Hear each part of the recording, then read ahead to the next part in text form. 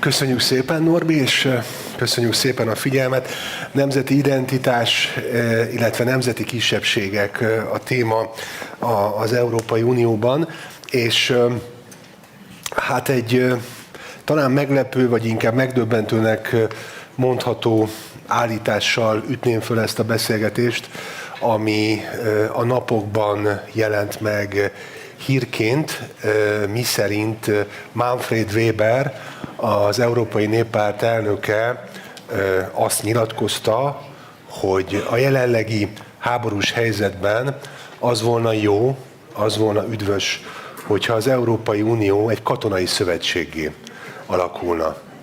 És nekem rögtön az jutott eszembe, hogy 1950-es évek végén az alapító atyák, ahogyan az elhangzott itt már az előadások során, De Gasperi, Schumann, éppen egyrészt a további háború megakadályozása érdekében hozták létre az Európai Uniót, hogy többet ne fordulhasson elő, hogy kitör egy nagy háború, másrészt, hogy ez a nemzetállamok Európájaként hozták létre. Ehhez képest Weber úr katonai szövetséggé akarja tenni az Európai Uniót, megint egy föderalista elképzelés, megint a nemzetállamok feje fölött meghozva egy döntést. Kérem, hogy értékeljék ezt, és talán Mike, kérlek, hogy kezdte.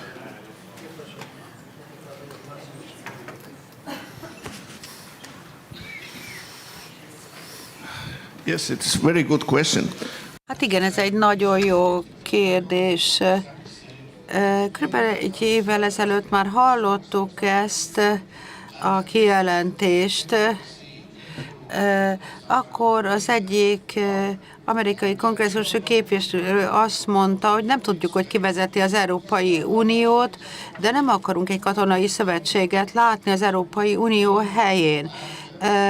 De számunkra nem teljesen egyértelmű, hogy ki a vezetője az Európai Uniónak.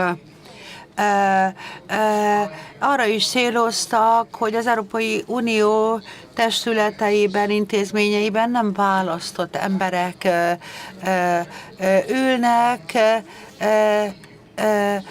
akik nem igazán képviselik a szavazók véleményét. Azt gondolom, hogy minden érték elveszett az Európai Unióban, a szabad mozgás, a gazdasági szabadság, ezek a jogok elvesztek, és minden visszafele halad.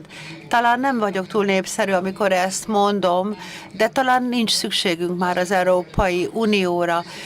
Önálló, független országonként nincs szükségünk az Európai Unióra. Tudunk egyedül tovább lépni, tovább élni? Természetesen.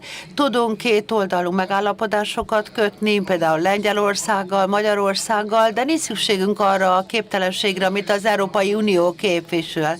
Ha megnézzük Brüsszelt, akkor azt mondjuk, hogy úgy működik, mint egy önálló állam, amely egyébként nem európai, hanem valamilyen furcsa képződmény.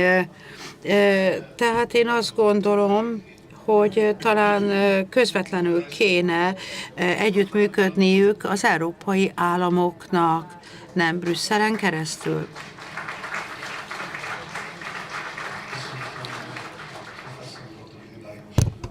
A Finn Kultúra Identitás ügyvezető igazgatója, ön hogyan látja ezt a kérdést?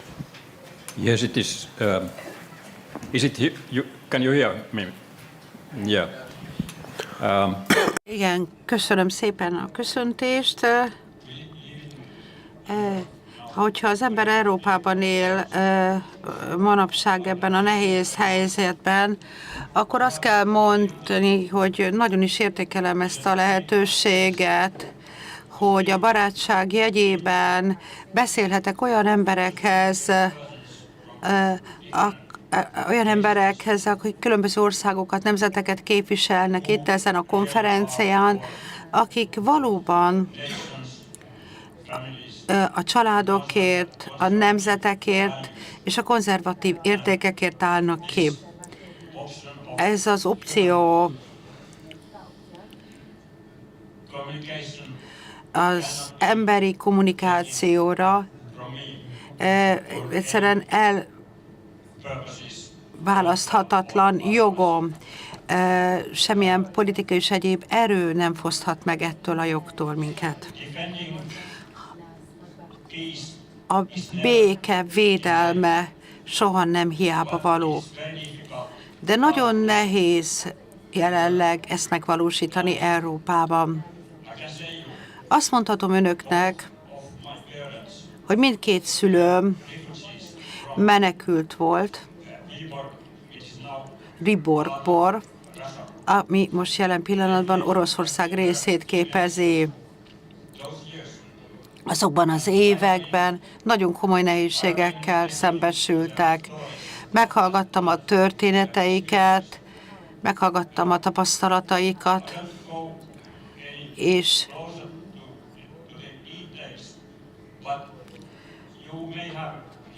talán önök is el tudják képzelni, hogy egész Európában milyen nehéz lehet Finnországban jelen pillanatban a békét védeni. Azt hiszem, el tudják képzelni. Weber úrnak hadd hozzam ide még egy kijelentését. Ő azt mondta, egész pontosan akarom idézni, hogy szerintem már nincsenek szuverén államok. Tehát, hogy ez a kifejezés önmagában véve szerinte idejét múlt, de az merült fel bennem, hogy akkor vajon mi lesz a nemzeti kisebbségekkel, amelyek egyébként szuverén államok területén élnek és léteznek. Jól van az. A Székely Nemzeti Tanács 2013-ban kezdtük a Székely Nemzeti Tanácson belül tanulni az uniós jogot.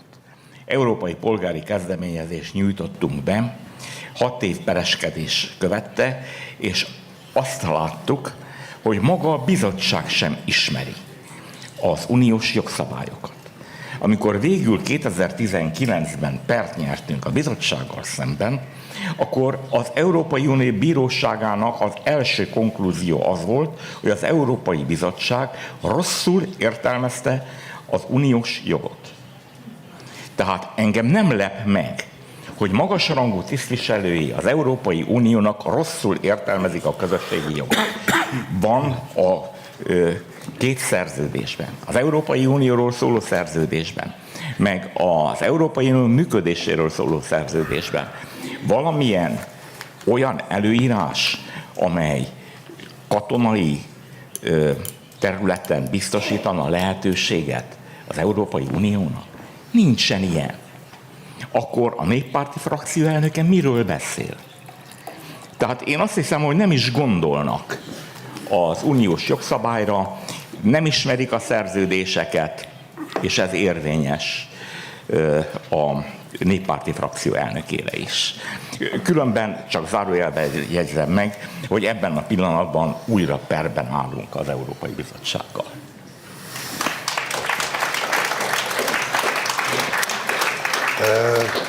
Mike-ra nézek, ugye, aki az ész konzervatívoknak a képviseletében is van itt, és hát nekem eszembe jut, van most egy nagyon magasrangú diplomata, hogy nem mondjam, az Európai Unió külügyi főképviselője, akit Kaja Kallasnak hívnak, és ő ugye Észtországnak miniszterelnöke volt, és ő a nemzeti kisebbségekkel kapcsolatban mondott még a nyár folyamán egy megdöbbentő kijelentést. Ugye éppen Szijjártó Péter külgazdasági és külügyminiszter volt az, aki hát az Európai Tanács külügyminisztereinek találkozóján felhívta a figyelmet a kárpátaljai magyarokkal szembeni jogsértésekre, tiprásokra, melyek a háború fokozódásával még erősödtek.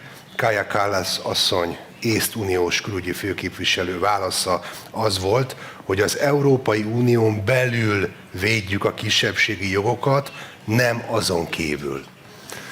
Ukrajna az Európai Unión kívül van, tehát Kallas asszony válasza az volt, hogy ilyen formán a kárpátaljai magyarok jogtiprásával Brüsszel nem foglalkozik. Mit szól ehhez?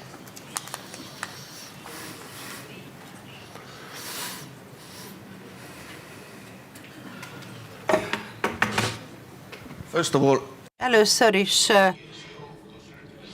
hát jó, tehát először is én egy nem kormányzati szervezetnek vagyok a képviselője. Kaja Kallas, azt hiszem nem a legjobb példa, nem a legnagyobb példamutató személyiség Észtországból. Ezek nem igazán nagyszerű emberek.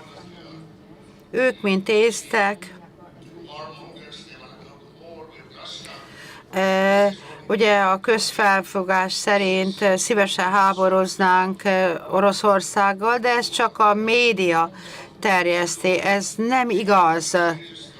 Kérem, ne higgyék azt, hogy Kaja Kallas az ész nemzetet képviseli. Őnek nincs is mandátuma erre, nem azért van ott. Én úgy gondolom, hogy Észtországban Soros eljött a 90-es években Észtországba, és akkor utána ezek a régi kommunisták megalakították az új ország, az újonnan megalapított országokban továbbra is uralkodnak, a volt KGB-sek, az összes volt kommunista családjaik még mindig hatalomban vannak. A Kallas például a bank, a Nemzeti Bank elnöke volt a szovjet időkben, sokat lopott, és rendkívül jó viszonyt ápolt a KGB-vel, és 91-ben az Ész Nemzeti Bank elnöke lett. Aztán utána hogyan egy internetes szavazat többség döntött el, nem is tudjuk, hogy honnan jöttek ezek a szavazatok. Ez a rendszer. Tehát internetes választások vannak, és az a párt, aki nyerni akar, az általában több szavazatot kap interneten, mint a többi. És ők alakítják a kormányt, és a kormány választja meg az ország elnökét, tehát az elnök nem egy választott személyiség. Az elnök jelöli ki a bírákat, úgyhogy az egész rendszer az elmúlt 20-30 évben egyre rosszabb. A lengyelek azt mondják, hogy ők küszködnek. Mi azt mondjuk, hogy még mindig jobb helyzetben vannak önök, mint mi, mert nekünk már gyakorlatilag nem maradt semmink, mindenki liberális, teljesen átvették a hatalmat, úgyhogy a lengyel helyzet nem annyira tragikus, mint az észt. Kérdés, nem számítottam, hogy ilyen részleteket tudunk meg Kaja Kallas képviselőasszonnyal kapcsolatban. Nem várom Rostila úrtól, hogy erre reagáljon. Ugye inkább beszéljünk a Finnországról. Most egy hír, hogy Helsinkiben fogják rendezni a NATO keleti szárnyának csúcs találkozóját. Úgy tűnik, hogy Finnországnak szerepet szánnak, és talán ez is egy identitásképző dolog, szerepet szánnak abban, hogy védelmet nyújtson a NATO keleti szárnyán Oroszországgal szemben. Egyáltalán hogyan látja a finneknek a helyzetét, szerepét ezekben a háborús, vészterhes időkben?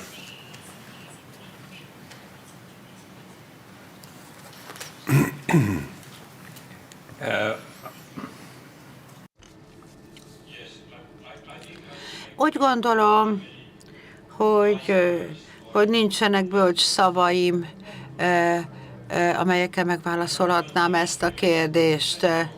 Én úgy gondolom, nem tudok hozzájárulni a kollektív bölcsességhez ezen a téren. Kárpátaljai magyarokkal kapcsolatban kíváncsi lennék a véleményére.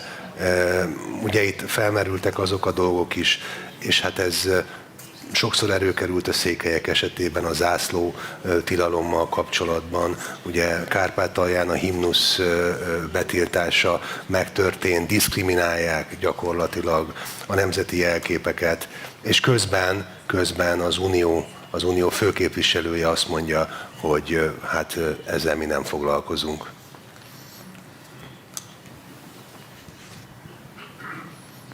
A kárpátaljai magyarok helyzetere rendkívül érzékenyen reagálunk Székelyföldről, hiszen sok minden történik, amit mi szülőföldünkön a magunk bőrén érzünk. Mindazok ellenére, hogy azt a súlyos helyzetet, amelyen a kárpátaljai magyar közösség átmegy, azt nagyon nehéz elképzelni. De hát én folyamatosan hallom, hogy Székelyföld nem létezik, a román politikai elittől és a román újságíróktól. Állandó küzdelem és harc az, hogy a jelképeket elismertessük. Tehát egy olyan küzdelemben vagyunk, ahol nagyon könnyű empátiát érezni a kárpátaljai magyar közösség mellett. Szeretném elmondani, hogy visszatérek a polgári kezdeményezésre, mert ez van a fejemben.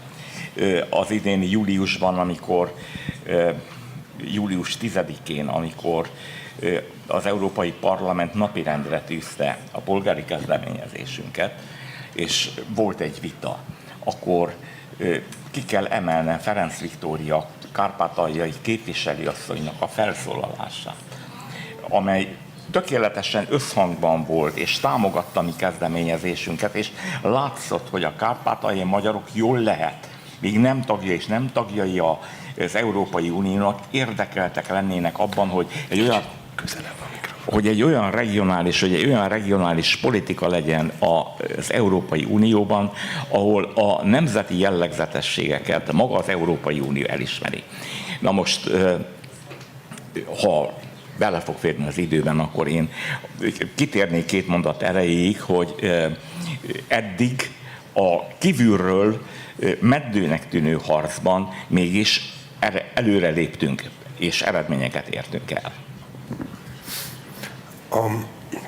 A Lisszaboni szerződésbe ott alapértékként került bele a kisebbségvédelem, viszont azt látjuk, hogy a jelenlegi Európai Uniós vezetésnek ez nem fontos ennek ellenére. Hogyan lehetne érvényt szerezni ezeknek az egyébként szerződésbe foglalt jogoknak? Mike.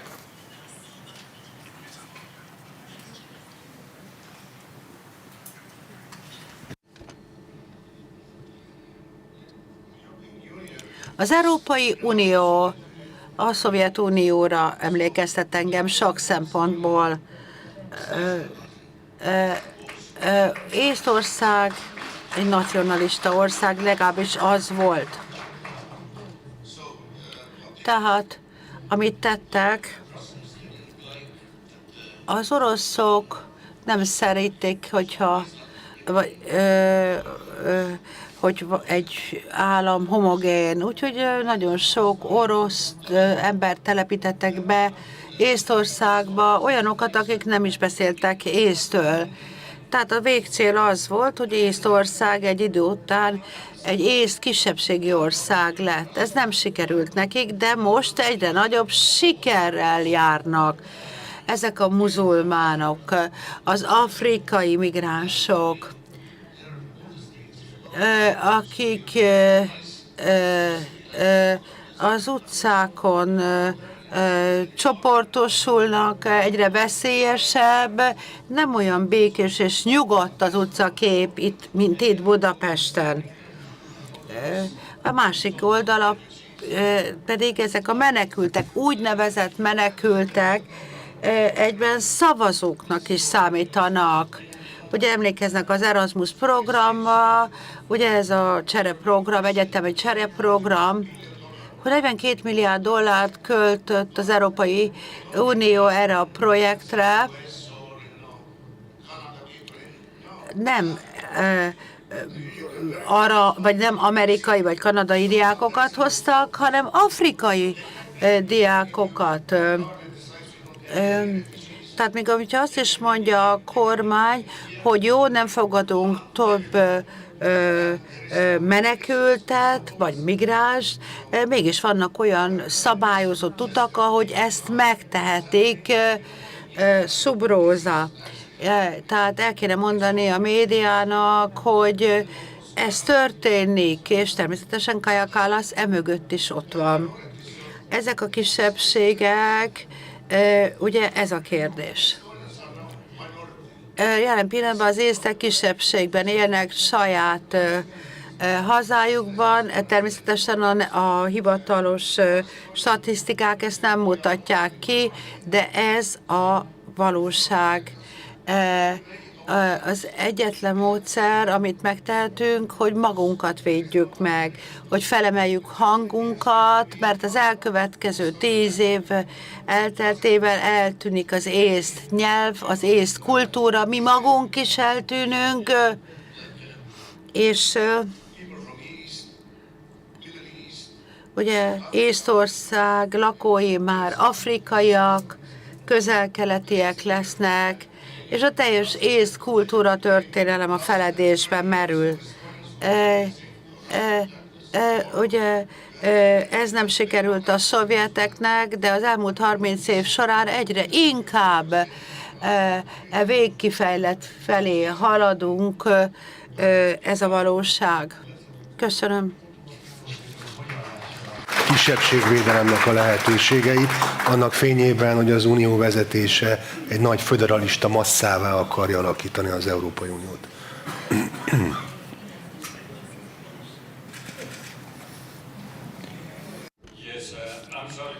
Bocsánatot kérek, megint el kell kerülnem ennek a kérdésnek a megválaszolását, legalábbis direkt módon nem tudok válaszolni. Először is természetesen ezekben a nehéz időkben emlékeznünk kell arra, hogy a kortárs populizmus nem rossz dolog. Igenis maradjon meg a kultúra, a nyelv, ott, ahol az keletkezett. Hogyan tudjuk megvédeni nemzeteinket, hogyan tudjuk családképünket megvédeni, és akkor ez a kisebbségi kérdés ebből következik. Tehát úgy gondolom, hogy társadalmainkban nyíltan kell elismernünk a kisebbségeinket. Például Finnországban van egy kisebbség, akiknek komoly jogaik vannak a saját kultúrájuk tekintetében, saját intézményrendszerük, saját szokásaik megőrzésében. Ők részeit képviselik a finn társadalomnak. De most arról van szó, hogy a józanész védelmében